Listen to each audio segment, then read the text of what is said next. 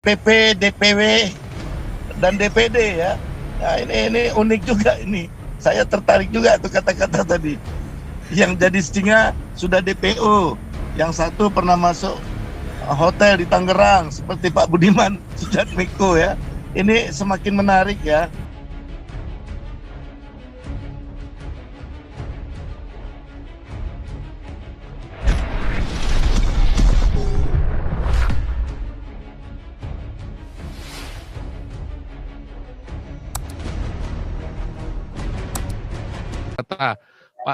Pak Sutrisno Surabaya, silakan.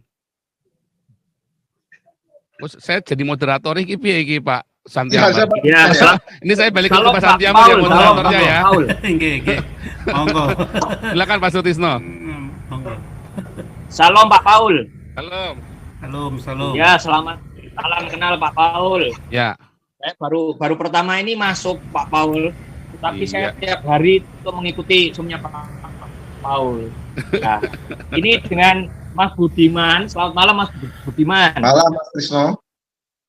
Ya Mas, saya sudah mengenal sampean sejak saya dulu dikerja di Tangerang. Waktu itu Mas Budiman sempat tinggal di hotel di Tangerang itu kan Mas. Wah, ini jangan lagi janji kampanye. Stop, jangan lagi janji kampanye nih. Oh, bukan Pak. Bukan Pak, maksud saya dulu pernah mengunjungi Mas Budiman, pernah mengunjungi Mas Budiman waktu di penjara di Tangerang itu Mas Budiman. Mungkin Mas Budiman tidak ingat saya.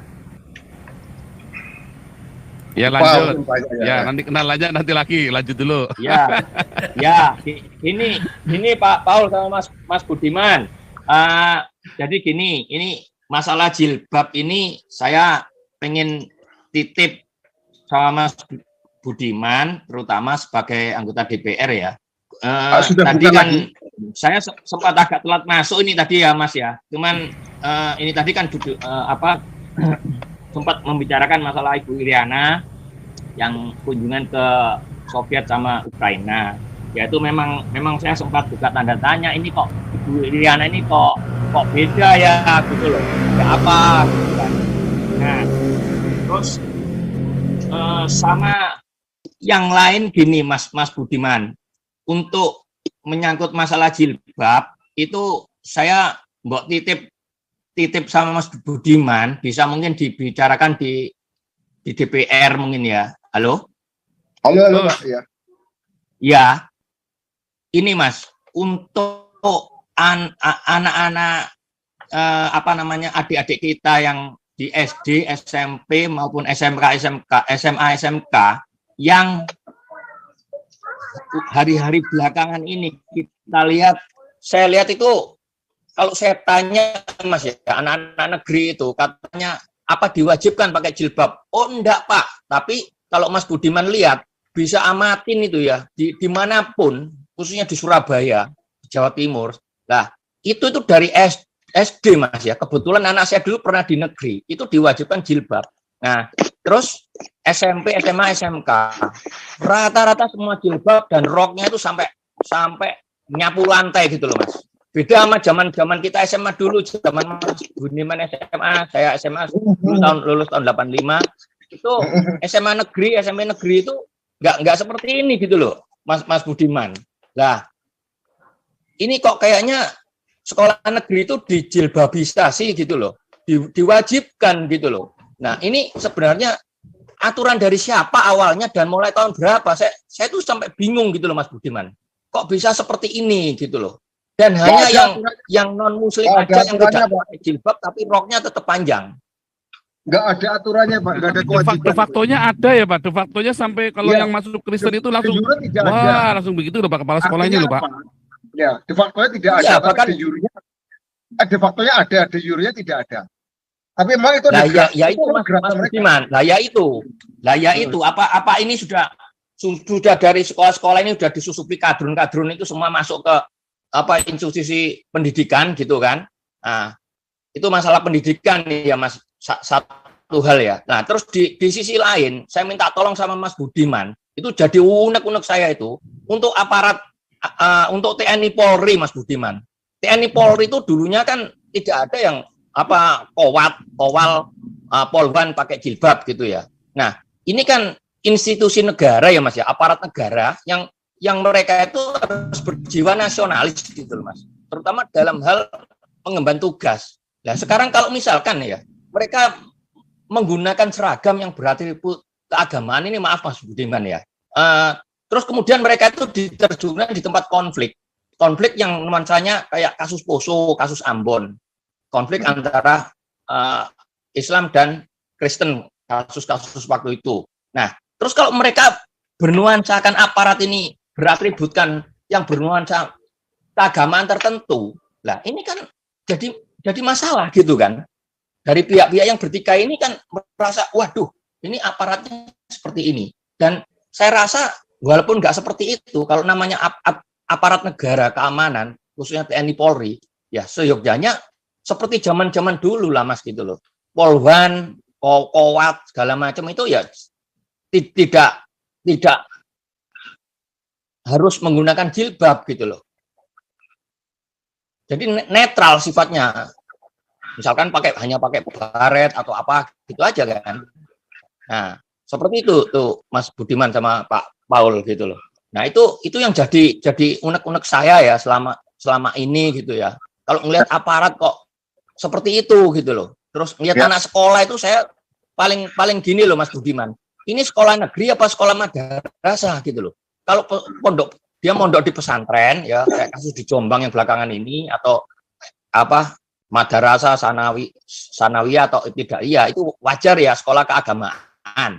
Nah, kalau sekolah negeri kan ya harusnya roknya standar, sebatas dengkul, terus baju ya lengan pendek, ini enggak, lengan panjang, roknya sampai ngesot ke bawah, nyamperin nyapu tanah, lantai, terus dan berjilbab.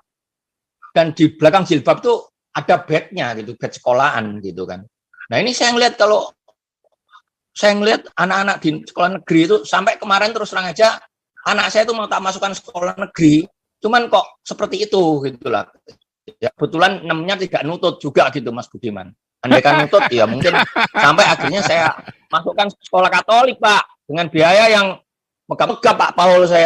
Padahal sementara ini saya terus terang pengangguran Pak saya pengangguran tidak ada pekerjaan ya, Pak. Dan iya, pusing, ya, Pak. dan akhirnya Pusing. Pak Paul harusnya akhirnya, kan Pak, sekolah negeri Pak ini Paul, kan harapannya ya Pak. Kan, betul Pak Paul kan menghemat biaya gitu loh Pak Paul. Nah, terus akhirnya saya sekolahkan di Katolik Pak, itulah. Dan lulus tahun 2021 ini mungkin minta bantuan sama Mas Budiman juga untuk anggota DPR yang membidangi masalah pendidikan, dan anak saya itu ijazah masih tertahan Pak Paul di sekolahnya SMK. Belum bisa nebus Pak. Nah, itu Pak. Nah, itu padahal SMK-nya SMA negeri ya, Pak. Itu SMK negeri, Pak. SMK Katolik, Pak. Anak saya SMK Katolik Sin Louis Surabaya, Pak. Jalan Tidar Surabaya. Saya itu Surabaya. nggak boleh loh, Pak. Nahan ijazah sekolah nggak boleh loh, Pak. Sekalipun nggak bayar sekolah loh, Pak. Iya, tapi sampai gini loh, Pak Paul. Saya ingin ketemu kepala sekolah aja tidak diizinkan oleh bagian TU-nya. Alasannya kepala sekolah bisa, Pak. itu, Pak. Pokoknya ini urusan dengan TU. Kalau Bapak tidak bayar sampai anak saya itu minta legalisir yang fotokopi ijazah yang legalisir pun tidak dikasih selama kita belum melunasi. Nah, seperti itu, Pak Paul. Itu Mas, itu, Pak, makanya sekolah, itu sama Pak. Mas Budiman. Iya, dan Kadrun ini Pak. betul Pak Paul. Ya, nah saya di Surabaya kan sempat kenal dengan Bu Agatha Ratnosari itu loh Mas Budiman, yang anggota komisi komisi E mungkin yang membidangi keserapa pendidikan itu. Itu Bu Agatha itu sempat ketemu di sekolah anak saya waktu SMP. Lah waktu itu saya sempat minta tolong, Bu, saya minta tolong anak saya mau masuk SMK, tolong dibantu Bu, gini. Nah, saya disuruh nyerahkan KTP, sudah saya WA ke nomor WA-nya Bu Agatha itu dan kartu keluarga. Tapi ya waktu itu tidak ada tembusannya, Pak. Seperti itu, Pak. Wah, mumet ini, Pak. Wah, ini Pak Budiman tambah mumet ya. Ini pokoknya kalau Pak Budiman berjanji menghilangkan jilbab dari sekolah-sekolah, nanti channel ini langsung berubah jadi pendukung Pak Budiman ini. Ya, betul. Saya Ya, dukung kalau Pak gini, Budiman. saya juga Saya kenal Pak Budiman itu dari tahun sebelum Soeharto jatuh itu, waktu kasusnya PRD ya Pak Budiman, kalau tidak salah dulu ya. Oke. Pak Santi Amar, lanjut dulu Pak Santi Amar. Ya, terima kasih. Ya, sementara gitu dulu Mas Budiman. Terima kasih banyak Mas Budiman. Terima kasih Pak Paul. Jadi ini diskusinya jadi melebar kemana-mana ya, tapi nggak apa-apa lah. Inilah ciri khas daripada Zoom Nitro 26 ini ya. Semuanya kita bahas dan bermuara kepada suatu kebaikan nanti. Nah ini Zoom ini saya bacain ya, judulnya Indonesia Perlu Revolusi Lagi. Kemudian di bawahnya nasib Indonesia di tengah revolusi 4. Jadi kalau masalah nasib Indonesia di tengah revolusi 4, saya pikir ini tidak bisa seseorang pun yang bisa menduga akan hancur gitu ya. Karena banyak juga itu pelajar-pelajar Indonesia yang tidak berjilbab, yang meraih piala kejuaraan-kejuaraan internasional baik di bidang matematika, fisika dan lain sebagainya. Nah, saya batasi dulu masalah apa ya, saya fokus dulu masalah jilbab ini. Ya, seperti yang saya katakan minggu lalu, bahwa agama Islam itu masuk ke Indonesia sejak tahun 1500 yang lalu. Jadi adalah hal yang lumrah, ya. Apa itu yang ciri-ciri pakaian Arab itu masuk di Indonesia? Masalahnya adalah kita juga tidak bisa melarang, tetapi jangan dilegalkan oleh pemerintah atau didukung. Ini yang kita kritik pemerintah, atau pemerintah memberi contoh yang tidak baik. Nah, kalau ini tetap kita bersuara keras, Pak Budiman Sujatmiko. Nah, kemudian masalah ini ya, agama. Kita kembali dulu ke konstitusi Pak Budiman. Kalau saya salah, tolong saya dikoreksi. Kalau saya pahami, saya cermati, saya baca, dan saya renungkan, ada pesan tersurat dan tersirat dari pembukaan Undang-Undang Dasar 1945 bahwa Indonesia ini bukan negara sekuler, juga bukan negara agama. Ya, saya pikir kita pasti sepakat lah itu ya, bahwa Indonesia ini bukan negara sekuler dan bukan negara agama. Dan kekuasaan atau kedaulatan tertinggi itu bukan hanya di tangan rakyat, tapi di tangan Tuhan. Maka disebut di situ oleh rahmat Tuhan yang Maha Kuasa atau yang Maha Esa ya. Nah, bertitik tolak dari sini, seyogianya para penyelenggara negara itu jangan mencela-mencele di dalam hal melaksanakan atau menjalankan roda negara ini, pemerintahan ini. Termasuk Pak Budiman misalnya di partai, jangan mencela-mencele. Ya. Partai juga, kalau saya Pak sebagai rakyat ini menilai, partai juga mencela-mencele, dan saya celah itu. Tidak ada dia ketegasan sikap. Nah, jadi saya malah berpikir jadi begini, daripada ini menjadi suatu perdebatan yang tidak berkesudahan, suatu peluang-peluang yang bisa dimanfaatkan oleh orang-orang tertentu, maka saya mengusulkan kalau nanti Pak Budiman juga masuk di DPR sana, ya, untuk mengusulkan itu, atau kalaupun misalnya Bapak tidak nanti masuk di DPR, tolong fasilitasi kami Galarua ini untuk bertemu para anggota di DPR ini atau MPR. Untuk apa? Untuk mengusulkan adanya perubahan atau amandemen Undang-Undang Dasar 45 pasal 28 atau pasal 29 itu apa? Jangan lagi negara ini menjamin rakyat menjalankan ajaran agamanya. Itu agama, itu kata-kata agama dari konstitusi, buang aja itu Pak. Di pembukaan itu tidak ada kata-kata agama, disebut bertuhan. Jadi negara menjamin rakyatnya menjalankan ajaran Tuhannya, titik. Agama itu dalam sejarahnya tidak pernah membawa perdamaian nih. Tidak pernah membawa perdamaian. Saya akan bacakan begini Pak, sikap saya tentang agama ini. Ini pribadi saya ya, terserah orang menilai. Nah yang kedua nanti akan saya sampaikan kepada Bapak tentang yang Bapak saya sebutkan tadi. Kami bukan rakyat penakut Pak. Saya nanti akan bacakan puisi pada akhir pembicaraan saya ini. Jadi sikap saya Pak tentang agama ini Pak ya, saya akan bacakan kepada Bapak dan kita semua. Ini agama ini nggak beres ini, nggak usah. Indonesia itu nggak usah beragama, bertuhan aja.